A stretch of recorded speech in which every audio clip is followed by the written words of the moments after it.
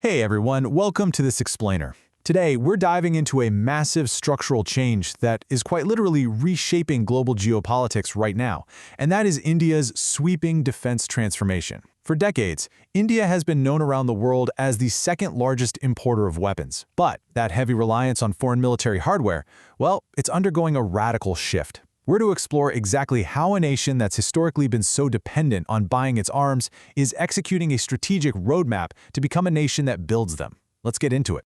To really grasp the urgency of this shift, it all kind of boils down to one number: 101.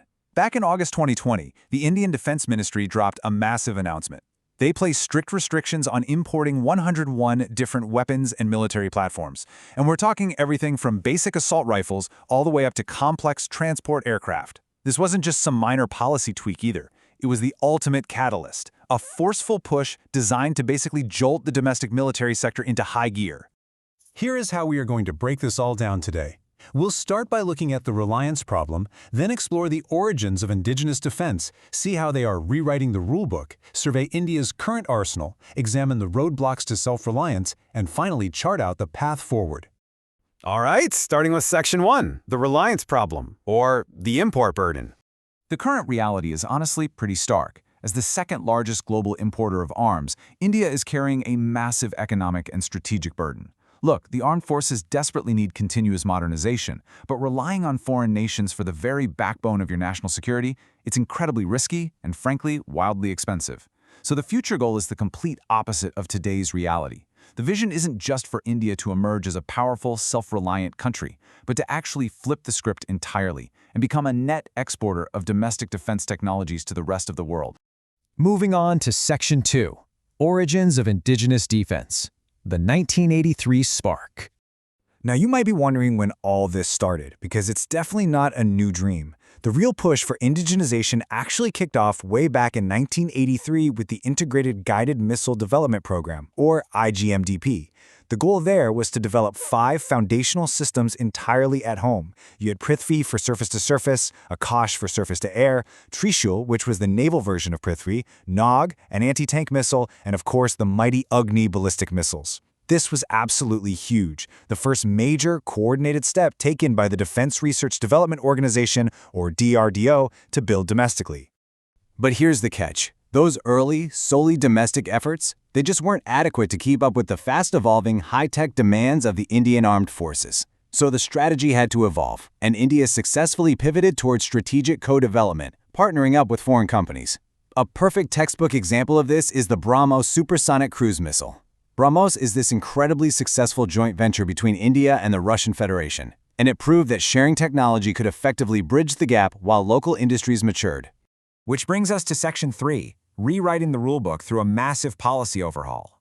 To slash through decades of bureaucratic red tape, the government initiated some seriously aggressive reforms. First off, following the Dhirendra Singh Committee recommendations, the 2016 Defense Procurement Procedure introduced a brand new top priority, Buy Indian IDDM. That stands for Indigenously Designed, Developed, and Manufactured, making it the absolute preferred way to acquire weapons. Second, they corporatized the Legacy Ordnance Factory Board to inject some much-needed corporate agility and accountability into those older government systems.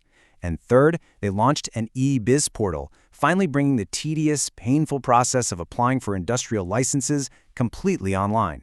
And they didn't stop there. They implemented some crucial economic leveling mechanisms to get things moving. They imposed uniform custom and excise duties across both the public and private sectors, which created a true level playing field. They also entirely scrapped the restrictive annual capacity limits on industrial licenses for the defense sector. Plus, and this is key, they issued strict guidelines forcing defense public sector undertakings to outsource work, which actively promoted the participation of private Indian companies, especially small and medium enterprises. But to fuel all of this rapid domestic growth, you need cash, right? You need outside capital. So the government eased up the foreign direct investment policy. Today, composite foreign investment up to 49% is smoothly allowed straight through the standard government route. And hey, if a project requires more than 49%, it can still get the green light from the Cabinet Committee on Security on a case-by-case basis. Let's look at where that leaves them today in Section 4, India's current arsenal.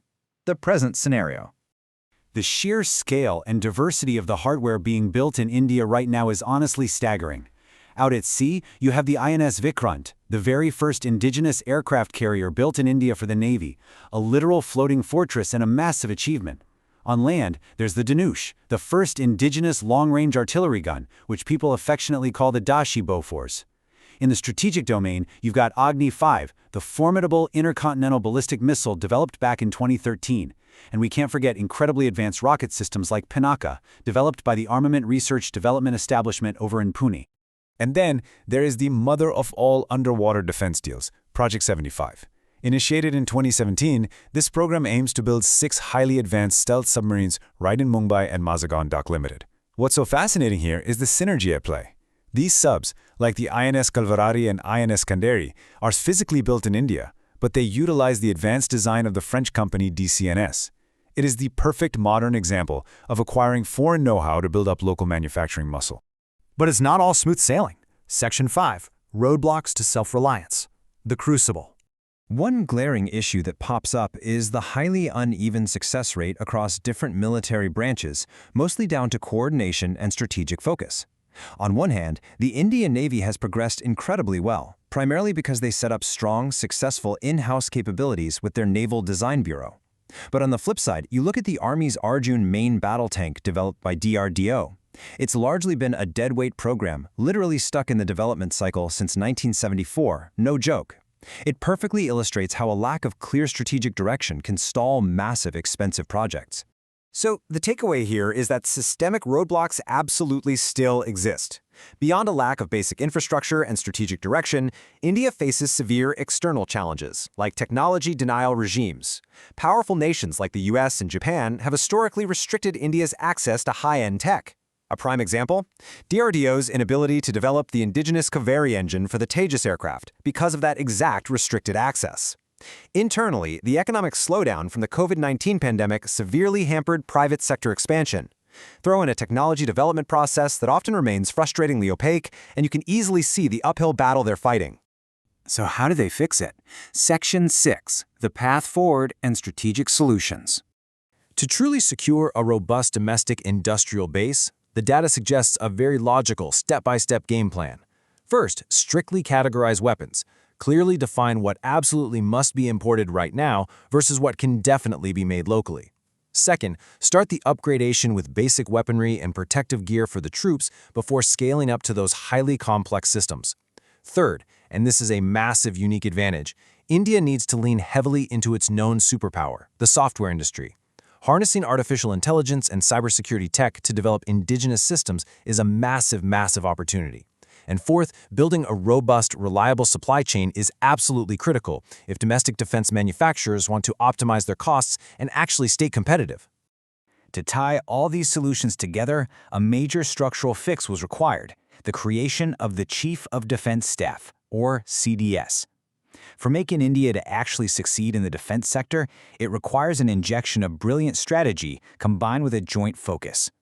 By creating the CDS post, the government aimed to ensure better coordination, faster functioning, and one unified, clear vision across the Army, Navy, and Air Force. Because without that unified front, individual branches will just keep working in isolated silos. Which leaves us with one massive question to ponder. We've traced the 1983 origins, explored those radical policy overhauls, banning hundreds of imports, marveled at the impressive current arsenal, and acknowledged the very real roadblocks like technology denial. The hurdles are significant, for sure, but the foundation is undeniably set. So can India successfully execute this unified strategy and truly flip the script, transitioning from the world's second-largest weapons importer to a major global exporter? The answer to that question is going to reshape global geopolitics for decades to come. Thank you so much for joining me on this explainer. Keep learning. I'll see you next time.